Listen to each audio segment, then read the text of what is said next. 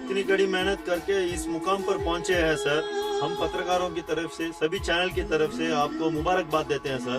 Thank you. Sir, इतनी कम उम्र में आप इतने बड़े स्थान पर पहुंच गए हैं, इसके पीछे किसका हाथ है? सबसे पहले तो मेरे माँ बाप का आशीर्वाद और फिर मेरी छोटी बहन का प्रोत्साहन। रात दिन अपना खून पसीना बहाकर मेरा साथ देने वाले ये मेरे जिगरी दोस्त। आज मैं इस मुकाम पे पहुंचा हूँ, मतलब मेरे जीवन में एक ऐसा अनमोल रतन है जिसको मैं बयान नहीं कर सकता। मतलब sir?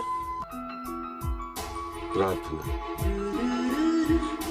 She is my love. आज मैं जो कुछ भी कर रहा हूँ उसका सारा श्रेय उसी को जाना चाहिए। सच बताऊं तो मेरे लिए एक देवी है। Without her I am a big zero. Thank you. Thank you very much.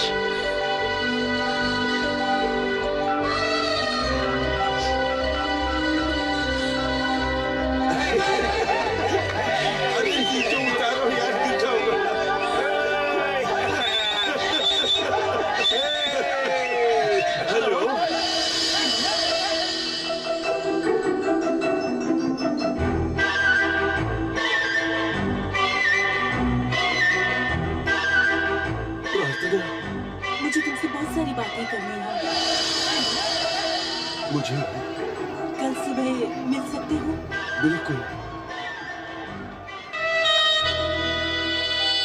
Okay, bye bye.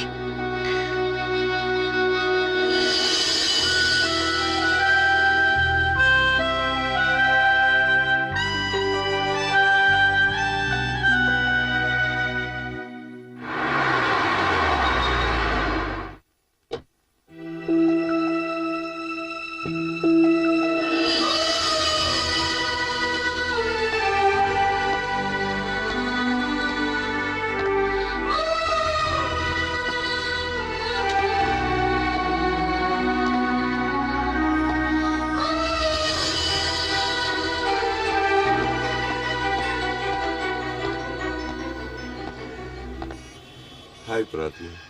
हाय। ओ, आज मैं सही वक्त पे आया हूँ ना? Congratulations. Thank you very much. मेरी इस कामयाबी का श्रेय सिर्फ तुम ही हो। सारा क्रेडिट तुम्हें ही मिलना चाहिए। ये कार, ये पैसा, ये शहरत, ये जायदाद, ये सारी चीजें कोई मायने नहीं रखती। मेरी नजर में सच्ची कामयाबी तुमने मेरे प्यार की गहराई को समझकर मेरे डगमगाते पैर को सही रास्ता दिखाकर कामयाब बनाया। क्या अब मैं तुम्हारे प्यार के काबिल हूँ? अगर हूँ तो ये लो, मैंने अपने हाथों से इस साड़ी को बनाया है। मेरी तमन्ना है कि तुम इसे पहनकर मेरे साथ मंडप में बैठो। अब मैं तुम्हारे माता पिता से मिलकर कहूंगा कि मैं आपकी बेटी से शादी करना चाहता हूँ। अगर तुम इजाजत दो तो ही पूछूंगा। किस माता पिता की बात कर रहे हो लक्ष्मण? वो भाग्य मुझे नहीं मिला। मैं अपने बचपन में अपने माता पिता के साथ मंदिर गई थी।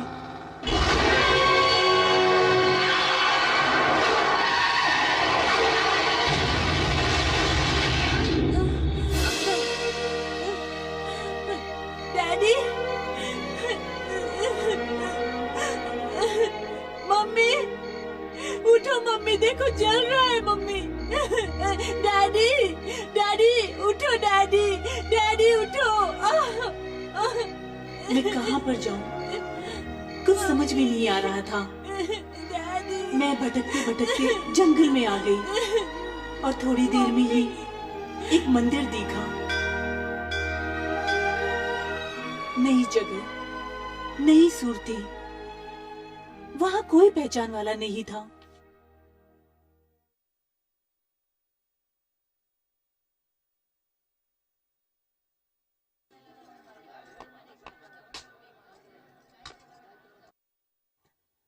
Daddy, mummy, daddy. कहीं को रो रहा है? मम्मी। अजय सुनिए, वहाँ बच्चे के रोने की आवाज आ रही है। Mummy, daddy, mummy.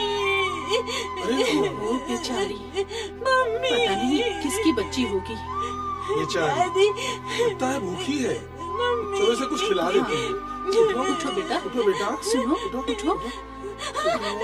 Mummy, mummy चाहिए। मम्मी भी आ जाएगी, डैडी भी आएंगे, मैं खोजूंगा उन्हें बेटा। तुम आओ, पहले उठो, आओ। धीरे धीरे से उठो। बैठो बैठो बेटा, बैठो। हाँ लो, बैठ जाओ। थोड़ा सा खा लो, थोड़ा सा खा लो बेटा, खा लो। हाँ? सुनो, नहीं खाओगी तो मम्मी के पास नहीं ले जाऊंगा। खाओ खाओ खाओ, फिर मम्मी के पास ले जाऊंगा। खाओ।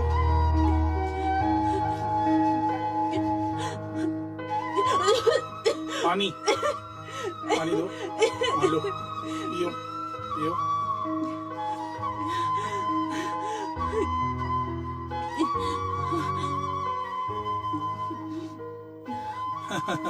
रानी बेटी, तुम कौन हो बेटी?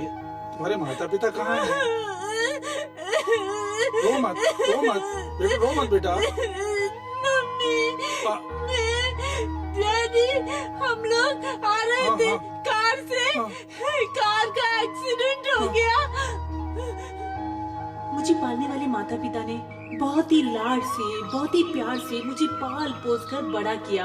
उन्होंने माँ बाप का गम कभी महसूस ही नहीं होने दिया। अपनी बेटी की तरह प्यार करते थे। मेरे लिए वो दोनों भगवान थे।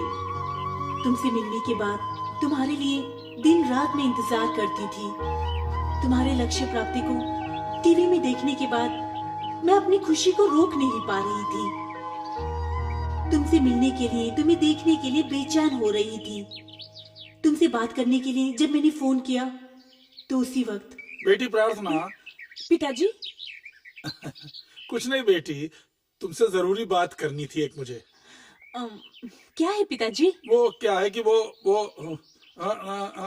ये क्या पिताजी, मुझसे बात करने के लिए आप इतना संकोच कर रहे हैं?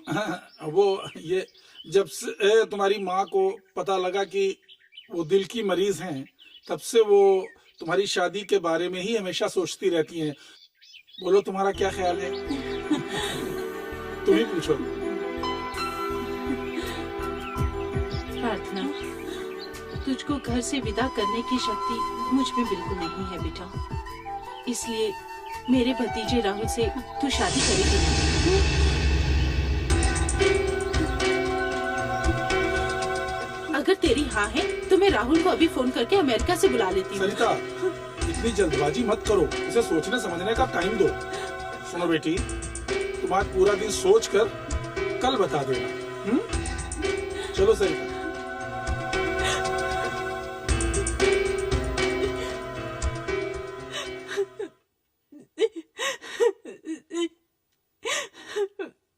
अपनी सारी जिंदगी सिर्फ उन दोनों का प्यार पाने वाली मैं, उनकी इच्छा के अनुसार उनके पसंद के लड़के से शादी करके उनकी इच्छा पूरी करूं। नहीं तो तुमसे शादी करके स्वार्थी बन जाऊं।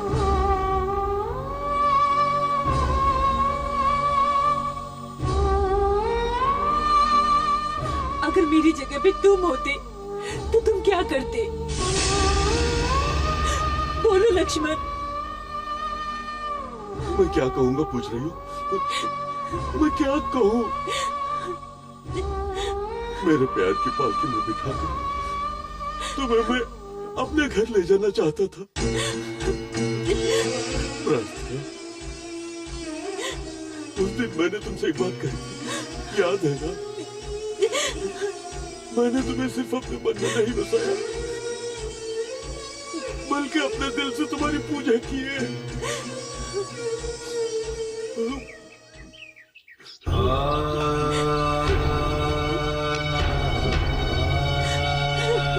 लक्ष्मण,